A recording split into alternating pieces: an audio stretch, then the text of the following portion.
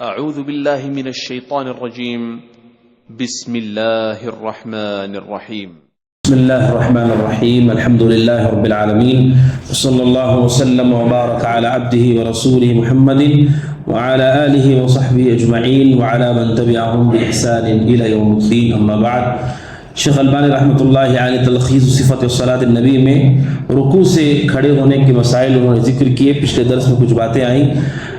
رکوع سے کھڑے ہوتے ہوئے جو ذکر ہمیں کہنا چاہیے وہ ہے سمع اللہ لمن حمدہ۔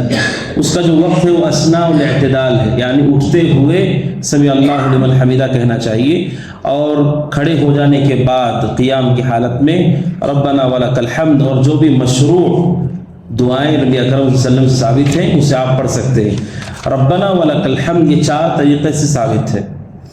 ایک ہے ربنا لک الحمد بغیر وہ کہ ربنا لک الحمد، اور ہے ربنا ولک الحمد دو، اور تیسرا ہے اللہم ربنا ولک الحمد، اور چوتھا ہے اللہم ربنا لک الحمد۔ چاروں طریقے سے ثابت ہے، اور اس کے علاوہ جو مشروع دعا ہے وہ دعا کو آپ پڑھ سکتے ہیں۔ یہ رکوع سے کھڑے ہونے کی بات ہے۔ پھر اس کے بعد شیخ البانی رحمۃ اللہ علیہ کہتے ہیں کھڑے ہونے کے بعد وہ رفع الیدین بھی کرے علی الوجوہ المتقدمہ، جیسے اس سے پہلے بھی آیا رفع الیدین، اور اس کا طریقہ بھی آیا، آپ کانوں کی لو تک یا آپ کندھے کے برابر اٹھا سکتے ہیں، دونوں طریقے سے رفع الیدین یہاں پر بھی رسول اکرم صلی اللہ علیہ وسلم سے ثابت ہے، بلکہ صحابہ کرام کا یہ عمل رہا ہے، اور خلفاء راشدین میں شامل ہے وہ رفع الیدین جو رکوع سے پہلے ہے یا رکوع کے بعد ہے۔ یہ رسول اکرم صلی اللہ علیہ وسلم کا عمل ہے وفات تک، اور آپ کے صحابہ میں خلفاء راشدین بلکہ عشر مبشرہ متعدد صحابہ سے ثابت ہے یہ رفع الیدین۔ اسے رکعت توڑنا نہیں کہتے ہیں، یہ رفع الیدین ہاتھوں کو اٹھانا ہے، اس کی تفصیل بھی گزر چکی ہے۔ پھر آگے شیخ البانی رحمۃ اللہ علیہ کا اہم مسئلہ بیان کرتے ہیں، وہ مسئلہ یہ ہے کہ ولا یشرع وضع الیدین احداہما الاخری فی هذا القیام، کہ رکوع سے اٹھنے کے بعد سمع اللہ لمن حمد ربنا ولک الحمد کہنے کے بعد بعض لوگ کیا کرتے ہیں پھر دوبارہ سے رکعت باندھتے ہیں، ہاتھ کے اوپر ہاتھ رکھ لیتے ہیں۔ تو اس کا کیا حکم ہے؟ شیخ البانی نے کہا یہ مشروع نہیں ہے، یہ مشروع نہیں ہے، یہ مشہور مسئلہ ہے، لیکن اس مسئلے کی وضاحت سے پہلے ہم جان لیں کہ ان مسائل کو اختلاف کی بنیاد نہیں بنانا چاہیے۔ ان مسائل کو اختلاف کی بنیاد نہیں بنانا چاہیے۔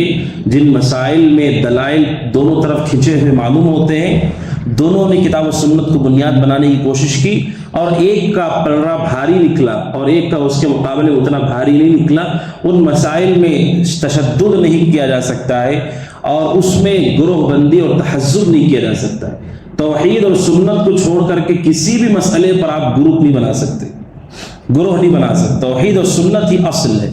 جن مسائل میں بدعتی اور سنت والے ایک طرف ہو گئے ہوں ان مسائل میں اختلاف مشہور ہے ہمارے اور گمراہ لوگوں کے درمیان، لیکن وہ مسائل جو صحابہ میں بھی مختلف ہی رہے، جیسے آگے آئے گا رکوع ملنے سے رکعت ملتی ہے کہ نہیں ملتی ہے، اس جیسے مسائل ہیں صحابہ میں بھی اختلاف رہا ہے۔ وہ اس اختلاف کی خوبصورتی یہ ہوتی ہے کہ اس میں پڑھنے والے کو معلوم پڑتا ہے کہ دلائل کو کیسے سمجھنا چاہیے۔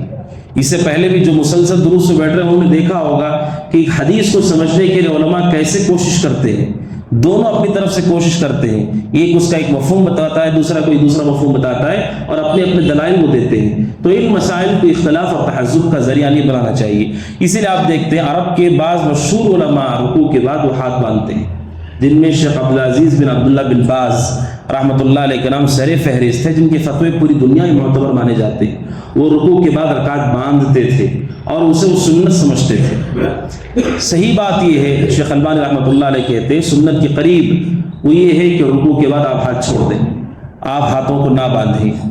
جن احادیث سے استدلال کیا ہے شیخ عبدالعزیز بن عبداللہ بن باز یا دوسرے عرب کے علماء نے، ان کا استدلال یہ ہے کہ رسول اکرم صلی اللہ علیہ وسلم کے بارے میں بخاری مسلم کی جو حدیث ہے کہ آپ رکوع سے اٹھتے تو ہر ہڈی اپنی جگہ پر پہنچ جاتی تھی، جیسے قیام سے پہلے ہوتا ہے ہر ہڈی اپنی جگہ پر پہنچ جاتی۔ اب ہڈی اپنی جگہ پر پہنچ جاتی، اب آپ قیام میں کھڑے ہیں تو آپ کی ہڈیاں تو ایسے ہیں، اب رکوع سے آپ اٹھنے کے بعد آپ کی ساری ہڈیاں ویسے ہو جائیں جیسے پہلے تھیں، تو پہلے تھی سے کیا مراد ہے؟ رکعت باندھنے وقت آپ کی ہڈیاں کہاں تھیں وہ، یا عام طور پر اللہ نے جیسے ہم کو بنایا ہے کسی آدمی کہا جائے کھڑے ہو جاؤ تو کیسے کھڑے ہوگا؟ وہ ہاتھ نیچے رکھ کر کے اپنے ران سے لگا کر کے وہ کھڑا ہوگا، عام انسان ایسے ہی کھڑا ہوتا ہے۔ تو کیا مفہوم ہے اس حدیث کا؟ یہ اختلاف کا سبب ہے۔ شیخ عبدالعزیز بن عبداللہ بن باز کہتے ہیں اللہ کے نبی صلی اللہ علیہ وسلم کے بارے میں ہے کہ آپ رکوع سے اٹھتے تو آپ کی ہر ہڈی واپس اپنی جگہ پر لوٹ جاتی جیسے پہلے تھی سے مطلب قرات کی حالت میں۔ لیکن دوسرے علماء کہتے نہیں، وہاں اس سے مراد قرات کی حالت نہیں ہے، آپ کی ہڈیاں واپس اصل حالت جس میں اللہ نے آپ کو پیدا کیا ہے، آپ اپنے ہاتھوں کو چھوڑ دیں۔ لیکن دونوں کے دلائل میں وہ لوگ جو یہ کہتے ہیں ہاتھ چھوڑ دینا چاہیے، ان کا موقف مضبوط اس لیے ہے کہ جن صحابہ نے رسول صلی اللہ علیہ وسلم کی احادیث نقل کی ہیں نماز کے بارے میں، انہوں نے اس صفت کو نقل نہیں کیا ہے، انہوں نے صراحت نہیں کی ہے اس مسئلے کی کہ رسول اکرم صلی اللہ علیہ وسلم رکعت میں قیام میں رکوع کے بعد ہاتھ باندھتے تھے، اس کی صراحت صحابہ نے نہیں کی ہے رسول کی نماز کے بارے میں، جبکہ انہوں نے باریک باریک چیزیں حتیٰ کہ آپ کی انگلیاں بھی سجدے میں قبلے کی طرف ہے وہ سب چیزیں نقل کی ہیں، لیکن یہ مسئلہ انہوں نے نقل نہیں کیا ہے، صحابہ کی خاموشی ہے اس پر۔ اب کوئی آدمی کہے صحابہ نے نقل نہیں کیا ہے، ہو سکتا ہے ان کا یہی مطلب ہو، تو مسئلہ یہ ہے کہ انسان جیسے طبیعی طور پر عام طور پر ہوتا ہے، اس سے الگ افعال وہ نماز میں کرتا ہے، ہر الگ فعل کے لیے دلیل چاہیے۔ اب ہم عام طور پر کیسے کھڑے ہوتے ہیں؟ ہاتھ چھوڑ کر کے کھڑے ہوتے ہیں، اب باندھنے کے لیے کوئی دلیل چاہیے۔ تو عمومی جو حالت ہے رسول اکرم صلی اللہ علیہ وسلم کی، صحابہ نے ہر چیز کو نقل کیا لیکن اس میں ہاتھ باندھنے کو ذکر نہیں کیا انہوں نے، ایک۔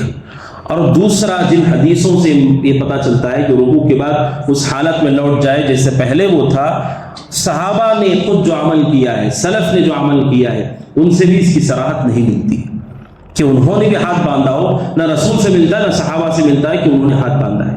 اس سے متقدمین قدیم علماء جو سلف صالحین میں سے ہیں، ان سے صراحت کے ساتھ اس مسئلے پر کوئی دلیل نہیں ہے کہ انہوں نے رکوع کے بعد پھر سے ہاتھ باندھا۔ اور تیسری جو بات ہے وہ یہ ہے، زیادہ سے زیادہ جو چیز ہمیں ملتی ہے وہ یہ ہے کہ کسی شخص نے امام احمد سے پوچھا، جیسا کہ سوالات صالح بن احمد میں ہے، کسی نے امام احمد سے پوچھا کہ آدمی رکوع سے اٹھنے کے بعد کیا کرے، ہاتھ کو چھوڑ دے یا باندھے؟ امام احمد نے کہا ارجو اللہ یضیق ذلک انشاءاللہ۔ امام احمد نے کہا مجھے امید ہے کہ اس مسئلے میں تنگی نہیں ہونی چاہیے، مجھے امید ہے کہ اس مسئلے میں کوئی تنگی نہیں ہے۔ زیادہ سے زیادہ سب سے قدیم اس مسئلے پر جن کی بات ہم تک پہنچتی ہے وہ امام احمد ہے، اور امام احمد جیسا شخص جو امام اہل سنہ والجماعہ ہے، وہ بھی جنہوں نے سب سے زیادہ بڑی کتاب حدیثوں کی پر جمع کی ہے، حدیث کتاب مسند احمد، جس میں سب سے زیادہ حدیثیں پائی جاتی ہے جو ہمارے پاس موجود ہے، امام احمد نے کہا کہ مجھے امید ہے کہ اس مسئلے میں تنگی نہیں ہونی چاہیے، انہوں نے کہا سختی نہیں کرنا چاہیے، لیکن انہوں نے بھی یہ نہیں کہا یہ سنت ہے۔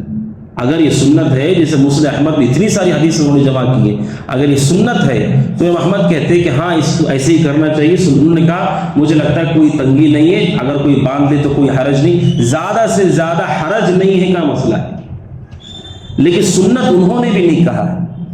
لہٰذا عمومی دلائل کی روشنی میں جو چیز زیادہ سنت کے قریب ہے وہ ہے کہ انسان اپنے ہاتھوں کو چھوڑ دے، اور جو رسول اکرم صلی اللہ علیہ وسلم کے بارے میں ہے کہ آپ ہاتھ باندھ لیا کرتے تھے قیام میں، وہ ایسا قیام ہے جس میں قرات ہوتی ہے، وہ ایسا قیام ہے جس میں فاتحہ اور کوئی سورہ پڑھا جاتا ہے، وہ قیام اس سے مراد ہے، ہر قیام اس سے مراد نہیں ہے۔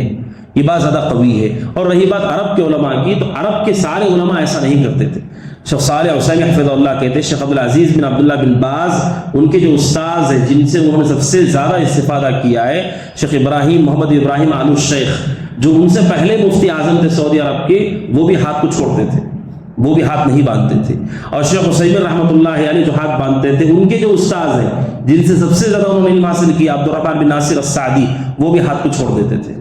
تو ایسا نہیں کہ سارے علماء ایسا کرتے تھے، بلکہ جن علماء سے منقول ہے خود ان کے مشائخ بھی، اور عرب کے عمومی طور پر علماء اس کے قائل نہیں رہے کہ ہاتھ باندھنا چاہیے، بلکہ وہ بھی ارسال کے قائل تھے، اور سلف میں سے متقدمین میں سے اس کے کوئی صراحت ہم تک نہیں پہنچی ہے۔ لہٰذا شیخ البانی رحمۃ اللہ علیہ نے کہا یہ مشروع نہیں ہے کہ کوئی آدمی رکوع سے اٹھنے کے بعد اپنے ہاتھ کو باندھے، لہٰذا ہاتھوں کو چھوڑ دے، اس حالت پر وہ ہوتا ہے، یہ سنت کے زیادہ قریب اور حدیث کے زیادہ موافق ہے۔